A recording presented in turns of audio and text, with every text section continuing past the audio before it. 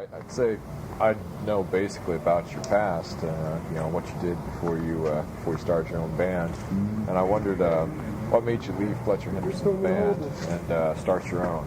Well, I got to describe your feelings. Well, no, I don't. We already got that printed. I want to see what time they close. She don't know. Oh, yeah. Well, I didn't really leave Fletcher. Fletcher, I was playing at the Club de Lisa with him. And then he'd been there maybe 2 or 3 years, I don't know. I played the last year and a half with him.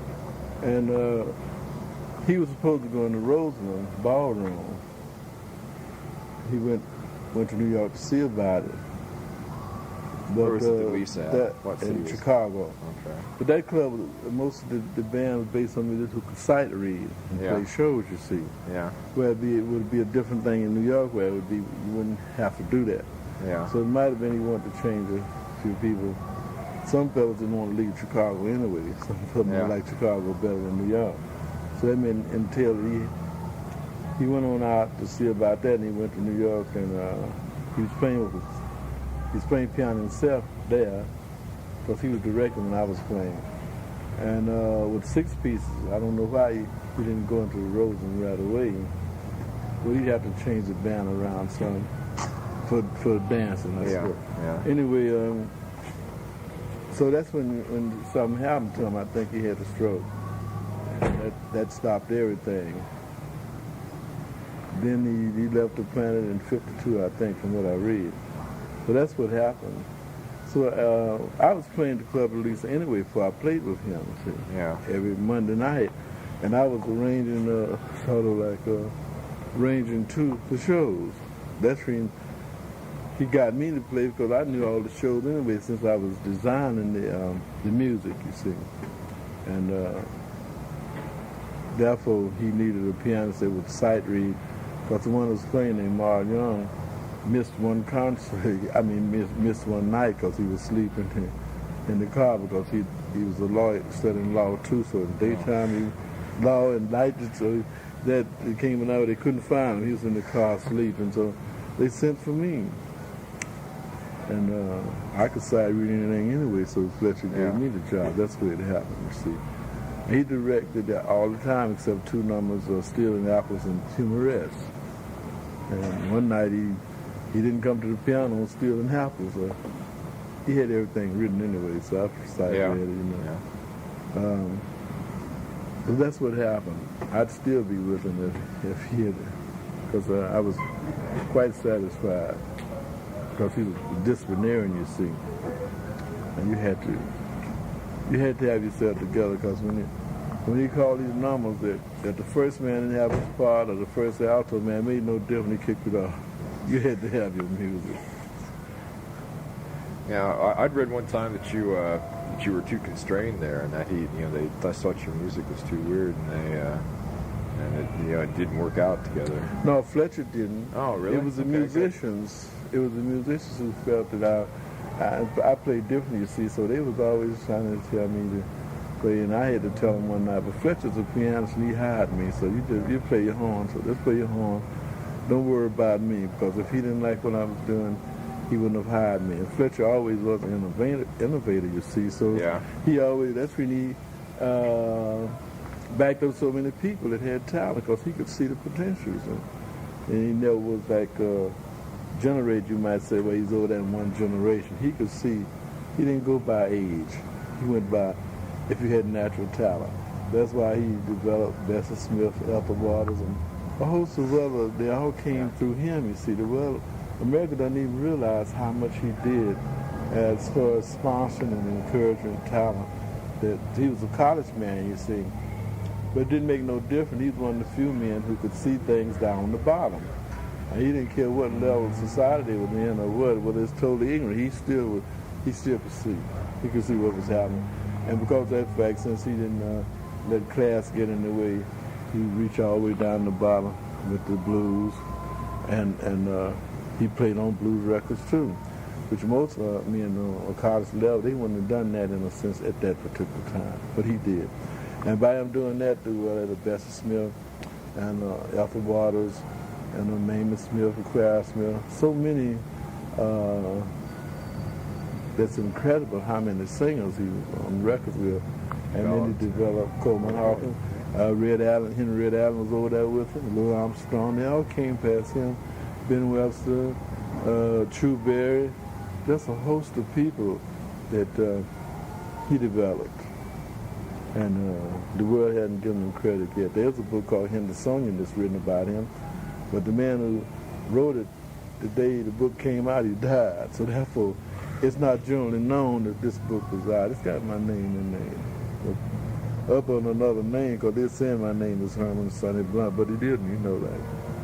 They don't understand. See, I had a sister and a brother named that, but their father was dead 10 years before I got on the planet, maybe more, so it wasn't my father. So because of that fact, the people, some people made this error, black people, they made an error. And they put that, but on my passport, you see, it's got my legal name, which is Lasagna Ra. And if you go to the Copyright Office and look over there in the names of composers, you'll see they got in there, strangely enough. I went up there and looked at it, strangely enough, Ra is his legal name. Any other name is fictitious or an alias, but that's his real name. They even got strangely enough in Washington, D.C. So they had it there. Maybe they took it out by now, but I don't think so. I think it's still there because it's the original card, you know.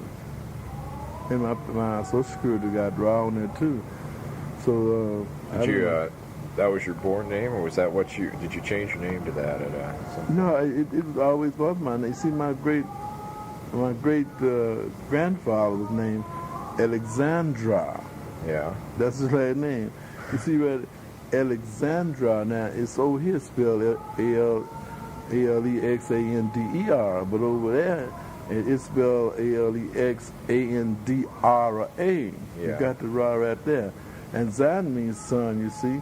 And it's got the Lee in there, so my first name is Alexandra, you see. Oh, okay. So I could use that. It really, my name, besides that, the name, they said my name is Herman. Now that's just the English way they say that. That's not the way that name is. If you go back to the German, you go back to the French, that name is spelled A-R-M-A-N. And maybe in German it might be M-A-N-D. In the French, one of them got A-R-M-A-N-T and one of them got A-R-M-A-N-D. Now right there you got Ra right there, Armand, see? So anyway they go, I got them, say that. Armand, you see, that's the way you say that name. It's an ancient name too. But actually in ancient Egypt the name Ra was also pronounced as R. Because if you didn't have any, well, back then deal too much with vowels, so you would write that name just a plain R, you see. If you had the A before, you said R. And if you didn't have no A, you said R. And over in the area, it's still like that. So that's my name. It's the one that, well, I wouldn't say God, I would say that the superior being of the omniverse, that's my name. It's some things I can't do except in that name. I can only do it in that name. I could help this planet and all humanity in that name only. And that's the one that I have to use, you know. And it's legal, you know. Okay. So it's the United States government said it is. And the United States has given me, they give me a fellowship under that name. So it wasn't my name, it is now. Well, a lot of people don't know that they gave me this fellowship. Do you know where that thing is about the fellowship? It's one, but they haven't publicized it. Oh. They never gave a fellowship to anybody before. I presume in music, maybe they gave Churchill one, but I got one and some money with it, and royalties too. Now it should be generally known in jazz, but it's not. It's not known, and that's good that the government, well, they had to, this is something like, I didn't write for that. I didn't apply for no grants. Yeah. They gave it to me. That's where fellowship Why'd they is. say they gave it to you? For creativity. You see, it was three of us supposed to get it. That's Theolonius Monk and Roy Eldridge and me, but Theolonius Monk died, so they didn't even give it to his family. Oh. They said because it was about creation, he couldn't create anymore, so they just didn't give it to anybody. They didn't substitute nobody, you see. When I listen to music, feel like a religious message in it, a philosophical message in it, just a message of joy? Have you always felt like there's been a philosophical, your philosophy's been linked with your outlook on life has been linked with your music? Well, life, I don't care too much about life and death. They don't. Why is that? Because they're not real. This is like we over some kind of illusion or delusion or dream. In India, they call it Maya or Maya, M-A-Y. And they're right. Of course, they can't prove it. I don't know where they got that, but it is true. But everything I'm dealing with, I prove by equations. That makes a difference for this planet. Religion is based on conjecture, and philosophy is too. It's theory. I'm not dealing with theory. I don't deal with theories. Because everyone else has dealt with theories, nothing happened. You see, I'm a realist of the ultimate kind.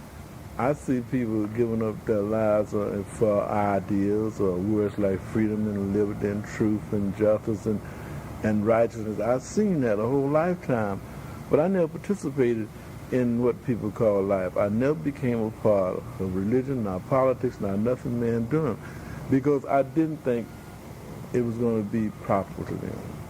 Yeah. And the years went by.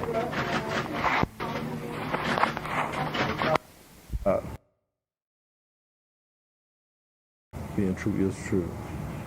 I know a host of people who never got famous, who had a lot to offer. Now, if it was any kind of justice on this planet, those people would have had a chance, but they didn't, And there's a lot of people today they don't have a chance.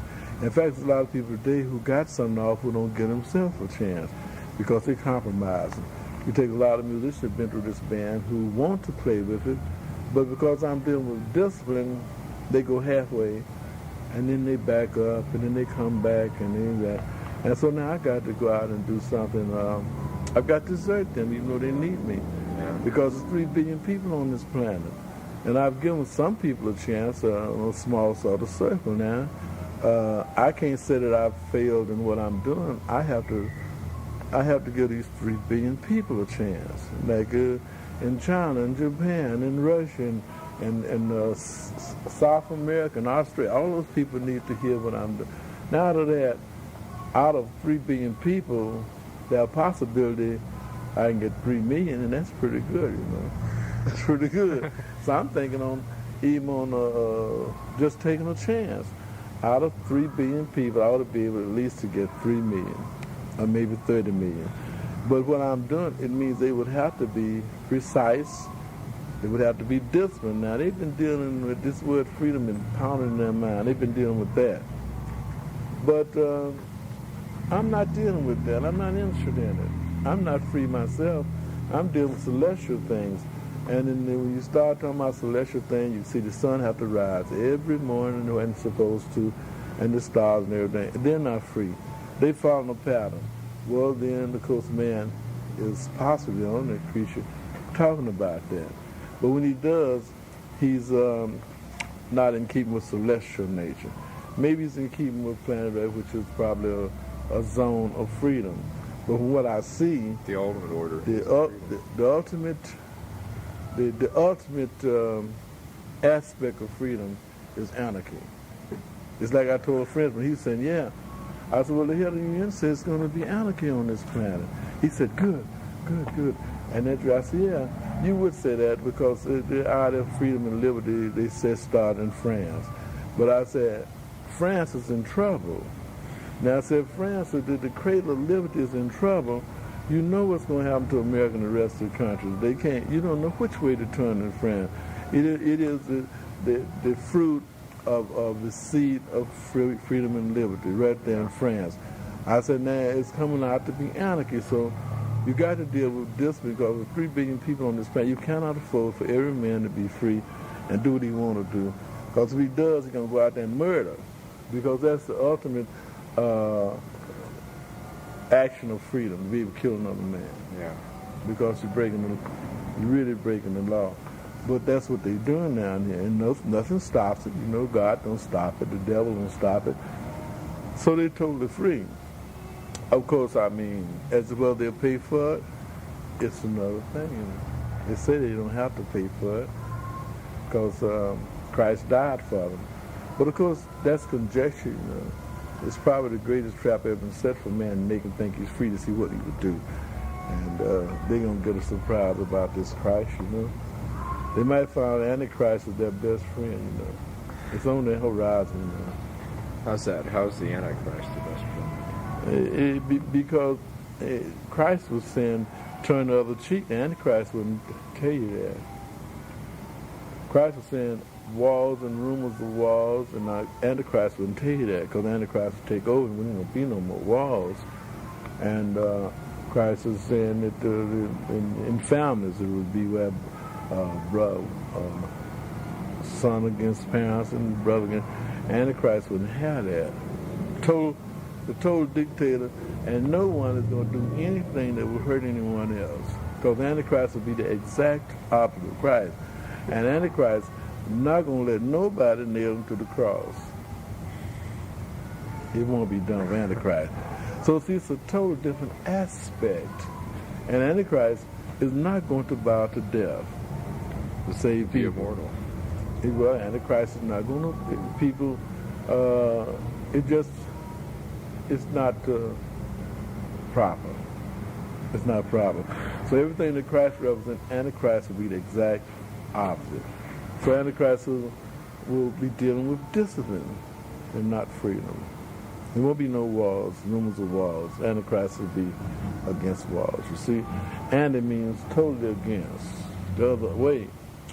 Now the people who come up with this thing of Christ, which they have got a totally different false impression of the meaning of it. You know. They don't know what's happening. You know. Yeah. One thing I'm pretty interested in is how you run a band. How, you know, I know you've had some of the same people for 20 or 30 years with you, and what kind of relationship is there between you and the people in your band? Well, John's mother gave him to me, so he got she's not on the planet now, so I reckon he belongs to me, so he had to stay put I reckon his mother's feet to it. He had a lot of offers, but she said it was better for him to be with me. I'd look out after him, so that's what I'm doing. Because he don't even know it, I don't suppose. She didn't tell him, but she told me. I've had that to happen in others. That Trump player guy, his mother too told me, well, his father's not on the planet, and I'm not up there with him. You take care of him for me. And I hate to do that. And he's been with me along ever since he's 13 years old. And that's Walter Miller, you see. So you see, he's been with me longer than John. Walter been with me maybe 35 years or more. I started when he was 13 years old in grammar school, you see. So then he's been with Ray Charles for a long time. He's been with Longhammer for a long time, but he's totally unknown, you know. He's the first man. And he's a good trumpet player because I laid the foundation well for him. Play anything, sight read anything. So you see, that's true. And then Marshall's been with me at least 25 years or something like that. And he'd been to the Parish Conservatory. He was in the Army. He was over there. And he been with me quite some time. Everybody else in the band been with me at least 10 years or 12 years or 14 years. I think Jackson been with me that long because I was been in Philadelphia almost that long, and he was with me in New York maybe 17 years. You see? Yeah. So he made his own choice to get in there. He had to give up a lot to do it. And everybody in this band had to give up something to be in this band. Now the people who didn't give up things, they come in and they play, and they leave, and they come back, and then they leave. But see, this is an energizing factor. So they come and get the energy and they take it out to some of my competitors. I'm getting ready to shut the door now. You see, I'm getting ready to move in other direction. I think where are you going to be moving? I've given black musicians enough chance, you know. I have to move over, like in California, it's a group, maybe it's the Cronus String Quartet. Now they want me to write something for them. I include them in the band, I'm sure, for a white group. I can write some things for symphony orchestras and take over that particular aspect. They need some new symphony. But of course, to leave the black musician out. And that's the reason for years I was catered to a black, because I know what I got to offer is important.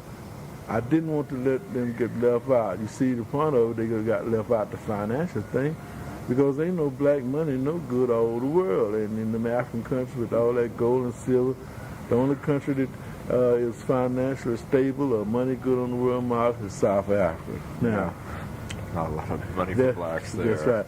But all the rest of the countries, no good. So then something is something over there on them, but they ain't got no money, you know. They got some property, but something is over there.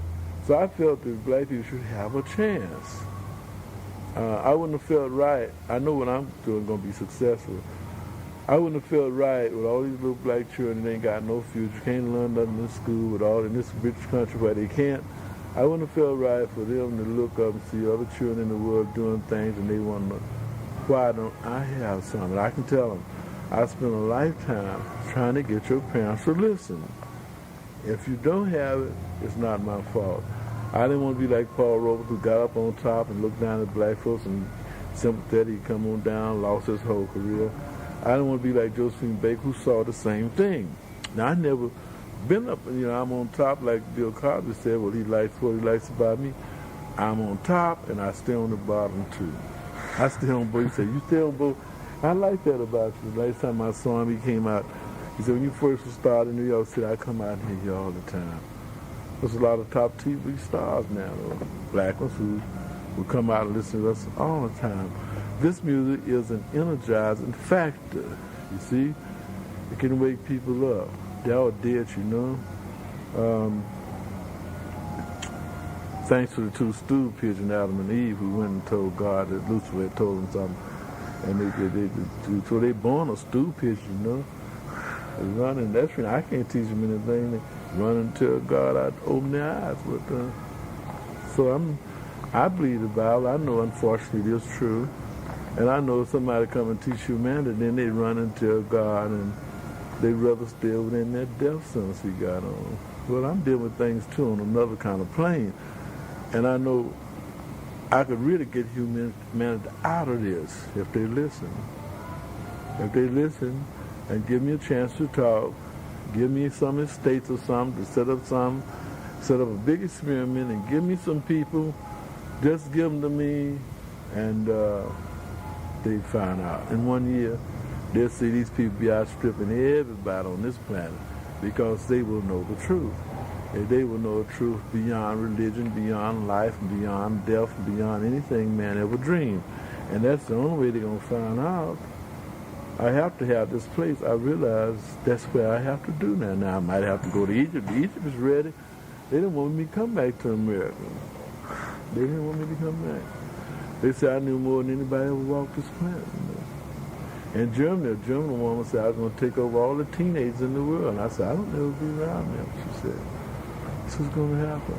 She was very excited about it. Yeah, I know you're popular in Germany. I have an album that was recorded in a festival there in 1970. Mm-hmm. We just come back from Berlin, and the German, it was fantastic, that reaction. Of course, the same thing happened in every country. We were Norway, around Oslo, and we was in Copenhagen, Denmark, we was in Stockholm, Sweden, we was in Geneva, Switzerland, we were in The Hague. Was this your tour last summer? No, this summer. Oh, that's this summer. Yeah, that's right. Oh, well, this last. Yeah. Well, anyway, then we were in Paris, and we went to London. I never think I'd go to Scotland, but I was playing in Scotland. We went to Mannheim in Germany, and then we went to Manchester, and we went to Portugal down there, Lisbon. We went somewhere else too. We went to Italy, Rome, Italy, you see. And we played in Berlin too. We played all of the main countries in Europe this time. And it was fantastic. Reception was the same everywhere. Because they felt what I'm talking about, even if they didn't understand the language. You didn't have to understand it. It's the feeling, you see, the way the words are said. They understood that. They felt it. And that's what right now the English want me on exclusive contract, send me to Australia and Japan. I can't sign it, you know. And the booking agent in Rome wants exclusive, and the booking agent in Paris wants exclusive. They all want this exclusive, but I can't do that, you know, because other musicians are up under this exclusivity. But what I'm doing is for everyone, and if I let one particular nation be exclusive, that wouldn't be right, because most of it, like the Italian, he had control this time, and he knocked out Greece. He didn't want us to go there. We played primarily in Italy only. And for no reason whatsoever, he just blocked them out, and he was trying to block out Germany too. Germany had to get in there, and Paris had to tell him, no, you don't control Sunrise, so we got to play. We're going to deal with him, not you. So you see, that is one of the holdbacks that a lot of people want me to be up under the same situation that other musicians are. But I'm representing something else, and it becomes more and more obvious. I am. So I never really stepped forward to present it. But behind this fellowship from the government, I got to. They want to know, what am I going to do with the money? Did you find that? No, You know what, Jackson? huh? The grant thing. I mean, the fellowship. It's in one of those brief, in one of the attachment cases. Wait, just to give you just give you a grant to $20,000. $20,000. Said, and without any strings attached. Yeah. When I spend all of it, they won't know what I did with it. That's all. Which Give makes it it an different from a grant. Yeah. I do anything I want with it. Using a grant, you got to write out everything you're going to do before. Yeah, I remember that now. They just gave them out to a lot of scholars and things too to study, to do a Fellowships. Yeah, right. It's a difference. Okay. Well, mine is for creativity, and I got a lot of things that I never heard that would be fantastic. The only thing about it, it might make a monopoly on the music market, but I'm available to record the company, but see what they do. They've been trying to steal my ideas and build somebody else up that they control, which I'm laughing up my sleeve because I'm dealing with infinity. They'll never be able to do it. I'm constantly changing my arrangement because I can do it. You know, I got that. I just can do that. The band have to be where they might have something all in mind, the way, and I come up, maybe arrangement on Stardust, and they say I got a totally different arrangement. I might have 20 arrangements on Stardust. Now they have to be able to change quick. I'm a Gemini too, so I got it all in my favor for this versatility, and I use it because that's the way you do it. I'm not trying to compete for nobody. I'm not even interested in fame and fortune on this planet. I got far more to offer them than they could ever offer me, and I know it. You see, if I thought it was my ego, it'd be a different story, but I got the proof of it. You know? What's the proof of your word? The proof of it is my treasures that I got hidden that I haven't told. I just read it myself. And I got some music that's very enlightening that they never heard. In fact, the band for the last 25 years, we've been rehearsing and never played a single number out in the public that we rehearsed. So you see, I got a backlog of very enlightening music is a language.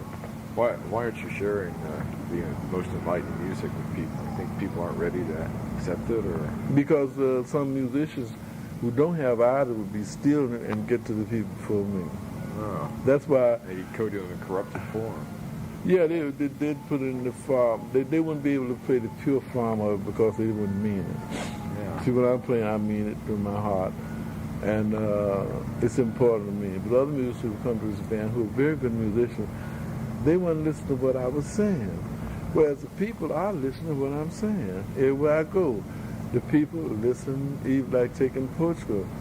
What I was saying, it was being interpreted by people who understood English to the other people who didn't. You would hear this buzz like, I said something that doctor said. And in every country, that's what was happening. So here you got a case where I'm ready in America, and Americans know less of what I'm talking about than people who don't understand English. And that's not my fault, you see? Yeah, do you, I've always heard and always thought that you're more popular in Europe than you are here. Where do you think you're most popular, and why do you think some people respond to you better than others do? They all respond the same. They all respond the same now. It was a time where I would say France, but because that's the only place we played to 150,000 people at once in the park, you see, at the Humanity Festival. But things been happening in France on the, you know, political scene and all like that. Yeah. And they've kind of pushed art in the background since right now. I think. I don't know. We played there, and we played in, well, in the summer, we played there in the summer. In the summer, everybody who's Parisian, they are not in Paris. They are vacationing. So if you play in most anywhere in Europe, you usually playing to people who visiting. The other people out on the seashore. So usually we go there and we go and play in the winter. We playing for the natives, you might say. Okay. But that's 150,000 people was very interesting. One thing I wonder about is there any point that you, in your life when you felt like suddenly a new vein of creativity, you know, that turned on in you, made you change the way you thought about music? Is there any one point that was really powerful to do that? Well, music is a language, you see, and I'm only dealing with feelings, so I feel differently about things. Sometimes it's quite correct, but when it is, I have to abound in that, because if I was really doing the correct thing, I wouldn't have nothing to do with humanity. They're in serious trouble, you know, and only an idiot would try to help them, you know, because they really can't be helped, because they follow the path a long ways, and they're at the end of the road facing anarchy. So to try to stop something like that, to try to stop automobiles going downhill. But I have been off of this planet to other spheres, and they told me I could do it. They feel I can. I don't know myself. They say I can. They said I can open up the consciousness of people where this whole planet will change, and they depending on me. In fact, a psychic up in Cleveland, Ohio told me that he worked for the police department. He's solved a lot of cases. Yeah. And right in front of everybody, he said that the space forces were revolving around this planet, waiting for me to reach humanity, to raise their consciousness so they can land. And he said in front of everybody. I didn't know he was a psychic working for the police department, but he's well recognized, and everything he says is happening. That's what he said, you know. He said, I come from a point in space called Zarikon, which you say you go up toward the North Star and you turn left, and he said how many millions of light years you go, and you come to where I came from. And that while there I developed something, some ships, ideas of ships, but it was where maybe a few people go. But since I left there, they have been able to take my ideas and they're able to make whole models of ships, and they revolving around this planet, waiting for me to reach humanity. And that's what he said. So, and somebody said that I came to this planet 14 years ago, so now whenever people ask me about it, I said, well, that's before my time. I've just been here 14 years, talking to psychic. But that's something to all of you. You know, this is just like being in a dream here. It's not real. Of course, no one has been able to prove it, but I can prove it by equations. I can prove it, but I got a book I call them Measurable Equations, and they're valid. They'll stand. They'll stand when there ain't no more Bible. They will stand. Because there was a universe and a creator before the Bible. So I'm dealing with those things before that book was written. Right now, man considers this the top literature. I'm dealing with things that's before the Bible was written and before this planet was created. Now, that makes a big difference, y'all.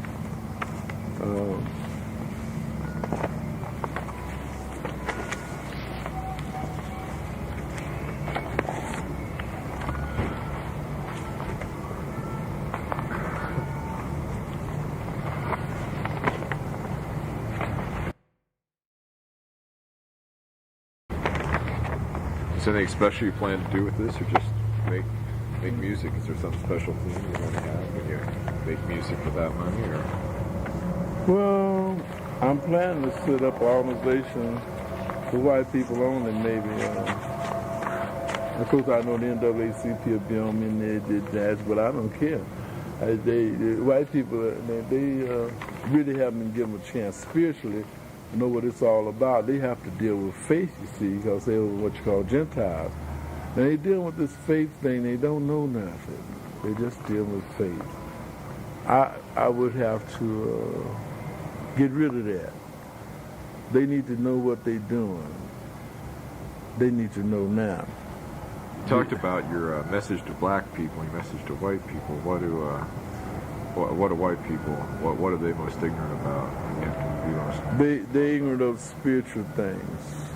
They're rich in materialistic things and poor in spirituality, because God never sent nobody in there.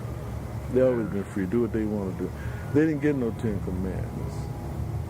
In fact, the disciples told by Christ, don't go into the way of the Gentiles. Don't go that way. Of course they went in there. They did it, but they were told not to go over there. Now, the Gentiles have to know why he told. It was for their benefit not to know anything about what Christ was talking about. But unfortunately, they got over in it, and it's too bad. But it came, you know, it's the Eastern thing, and yet the Bible said, pay no attention or have nothing to do with vain and foolish Eastern philosophers. It's right there.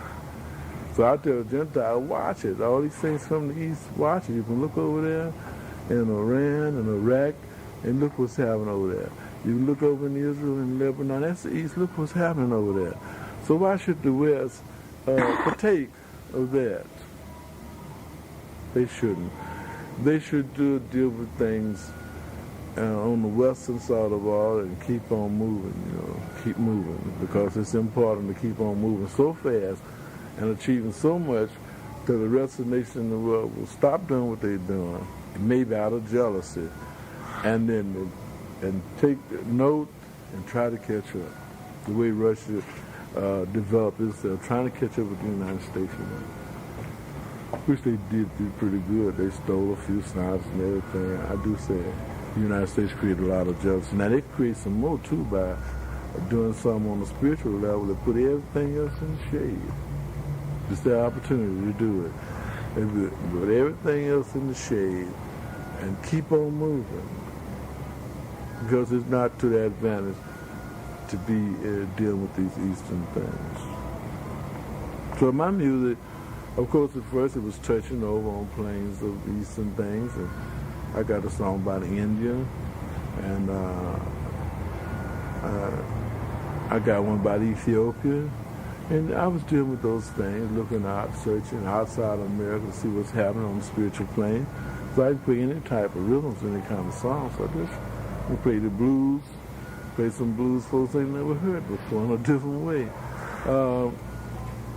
I'm creative in all spheres. The main thing about it, being creative in so many spheres, is which way to move. Well, that's the way the cosmos. I'm in the form of man. So anything I do, it goes on man's ledger. It's for man's credit, all of them. Don't care what color they are. Don't care if they're righteous or unrighteous. If I do something in the form of man that's beneficial and pleasing to the Creator of the universe, all men, living and dead, will partake of it. As simple as that. So that's the reason I know it's important for me to hold what I'm doing for the sake of those who died, who never had a chance really to hear what I'm saying. And they shouldn't be over there in the graveyard. That's not no way for nobody to be. Well, then what I'm talking about is anti-graveyard. It does not accept that as suitable. That it's a shame and disgrace to die. It's a sin, in other words. But anyway, to do something about it would take the authority from the one who controls. The one who's in control of this planet. The one this planet belongs to. If somebody comes up and solve the problem, that's it. And the Bible says so. Whoever can break the code in the book, that's it. Death will disappear. None of this will happen. But the book is in code. It has to be broken. That's what it said. The keys, keys. Possibility, I got them. But I am putting nothing out there. You know, so something else will come up with something that's totally alien to man, even in the music. I've had difficulty with that out of musicians. Difficulty for musicians. Now, when it comes to a time when you have, when you innovate and you have problems and anti-sentiments from musicians, you can just imagine how difficult it has been for me. Like a lot of people told people I'm playing too far out. All kind of lies been told. And someone told I didn't know what I was doing. I couldn't write music. Everybody in my band, I'd be writing something every day. Every day I'm writing something, and every day I'm creating. I can write anything off a record that I want. I can teach musicians to recreate what other musicians went on, and not everybody can do that. We played some Fletcher Henderson numbers, and I've heard there's some people who heard the Fletcher Henderson band, and they said, even Union Man said, he walked in, it would sound just like Fletcher Henderson's band. Now, to duplicate the exact thing of an artist is more difficult than creating. It's more difficult for me because you got to deal with overtones. You see, they got that record. Now, the room is also an instrument. So you hear these overtones floating around. You write that too, maybe. You got to know what all the people in the band are feeling. You have to get the feeling of what they were expressing. Yeah. And once you get that, you got this feeling of creativity and joy. See, that's what I'm dealing with now. I'm dealing with that. And I'm getting very good results out of it. People like Fletcher Henderson music. Teenagers, sub-teenagers, everywhere. That is very important. Yeah. That he definitely was a world citizen to be able to reach sub-teenagers now, you see. And yet, maybe, I don't know how old he'd be if he was today, but the point about it is at least about 4 generations of passed. And for these teenagers to appreciate that, just like they know what's happening, is a marvel. And every now and then you hear some Fletcher Henderson songs on these cartoons and things back in that fits perfectly. It's sort of amusing and it's carefree and it's happiness, so you hear that. So the music is about, that's what it's about. It's about something that I haven't even expressed yet. If I had the right kind of theater with the right kind of lights and the right kind of people in there, they wouldn't be jumping in the band and jumping out because to see something that could save us, that could make him survive. They haven't done it yet. So it's too much to hope that musicians will do it even in this day and age because most of they think about this money, you know. They're so in love with money that they can't think about nothing else. But I'm sure that people, just what you might call ordinary people, will support what I'm doing. I'm not worried about musicians. In fact, in Germany, other places, the band march ought to stay singing, and then the audience be singing. They get the song and they be singing the words exactly with the pattern. If I tell the drummer to lay out sometime, the audience be clapping their hands in perfect rhythm. That's right. So when I said in German, they said, what you going to do next in music? I said, the people are the instrument. And ever since then, musicians ask me, what you mean by the people are the instrument? They stick around, they'll see.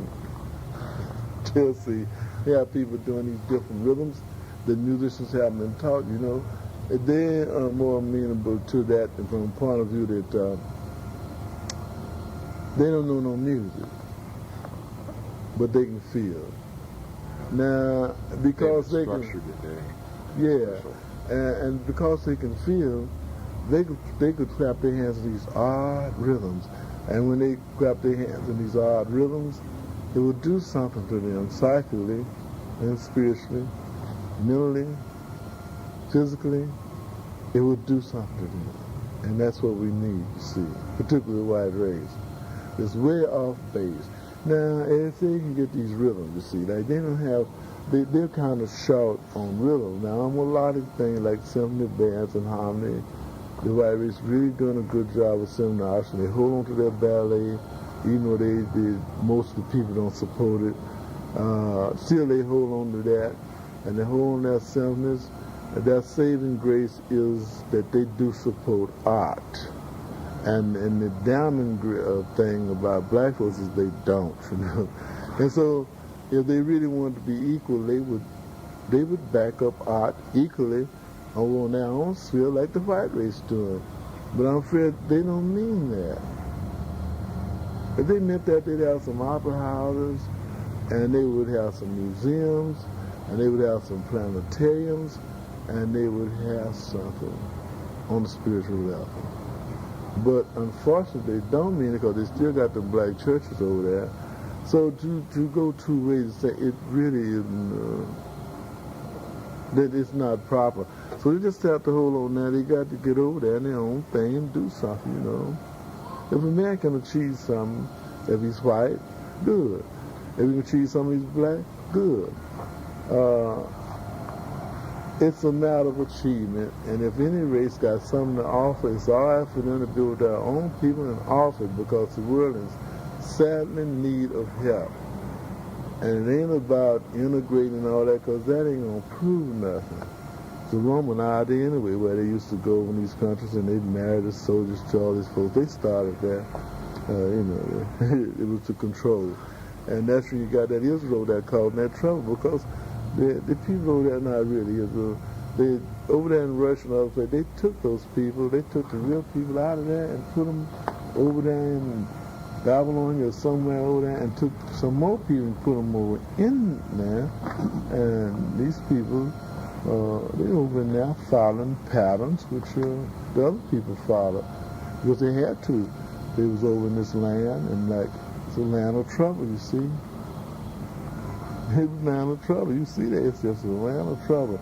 And it was a land of trouble when the original habits were there, and that's when they had to move them out of there. They put these people in there, and according to sources, it said that the lions were eating these people, and then they were attacking them, the new inhabitants. And they wondered what was wrong, and they said, well, you're not worshiping the God of the land. And they had to send and get these priests from this other part. They sent them out there, and they came and they taught them the form of the religion they follow now. They taught them well. But you got all this thing where people, Israel people, Jews, they being attacked in these other countries, you know. It's bad, you know. It's bad for them. It's terrible, you know. The horizon, it doesn't look too good for them, you know. It doesn't look too good. But maybe they can't see it. But maybe I can help them, you know. Maybe I can.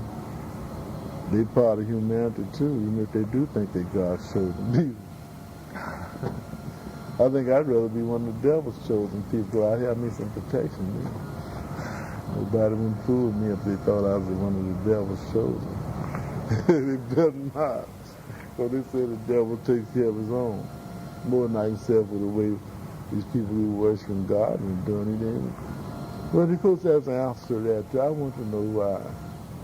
And my music, it was originally started when I first started playing the piano. Every day I would create something for the Creator. I just play for the Creator. I wouldn't even play for my family.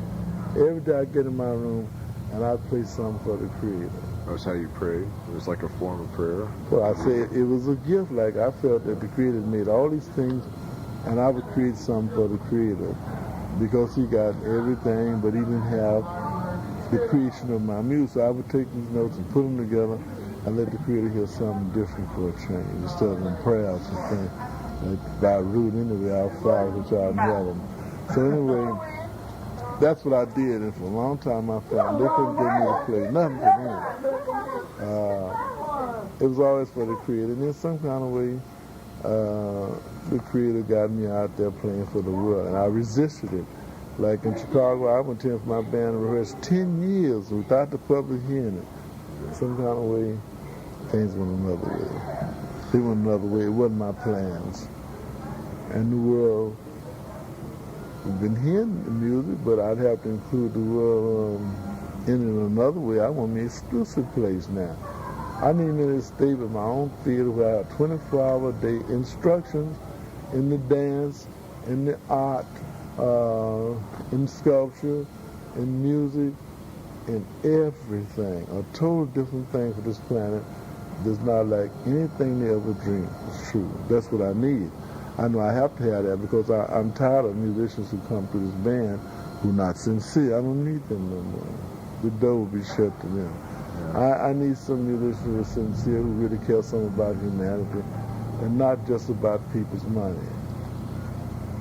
I don't need that kind of musician because they're not going, the cosmic folks ain't going to let them stay in the band no more. It's my band, but it's not my band.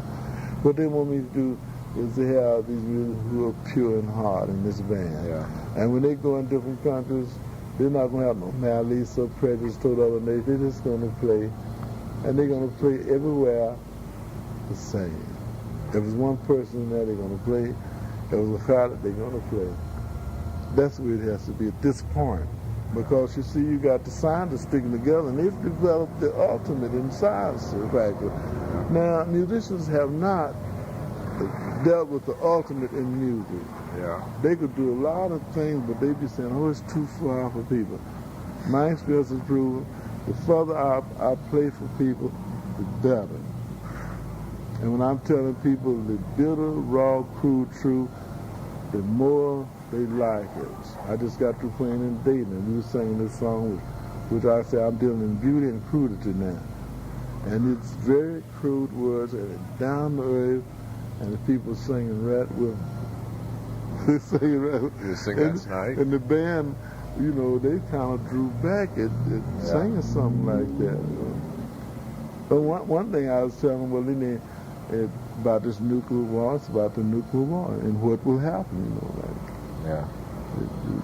Be burned away from the deadly fire from the sky. It's all true. You see, radiation, bring mutation. All that's in the song. And as don't they care nothing about themselves, or as far as some kind of protection to stop this Holocaust from coming on. All that's in the song. Very vivid. The words are vivid about the hand, the eyes, and the whole part of the body. As don't they care nothing about any of that. Yeah. Because they're going to be mutants, you know, if they don't watch out. Then I say, well, if you don't care nothing about yourself, at least you should give some respect to your ass and try to save your ass. And all the audience was singing about it, save your ass. But first I told all the good people to leave, you know. Then nobody leave. And then nobody left in New York, nobody left in London, nobody left in Scotland. All of them stayed in there. So I said, well, at least I won, you know. But that's the way it is, you see. So I found these people, it made them really see things from perspective how dangerous the nuclear weapons are. You know, they never thought it would hurt them, so on most crude parties they burn away from burnt ground and deadly fire falling from the sky and boiling seas. That's what's going to happen. And burnt trees and burnt grass and burnt, and the bear say ass. And then I sing it on, and then the people, when I say burnt, all of them shout ass. So she's down to earth. But like I tell me, man, if you don't do something about these nickels, you're not gonna have no audience. You know, you be up all that, all proud and everything, stand up down muting with 3 heads and 10 arms or something like that. And it's dreadful, you know. And I said, you should care something about people since you're always going to play for them and take their money.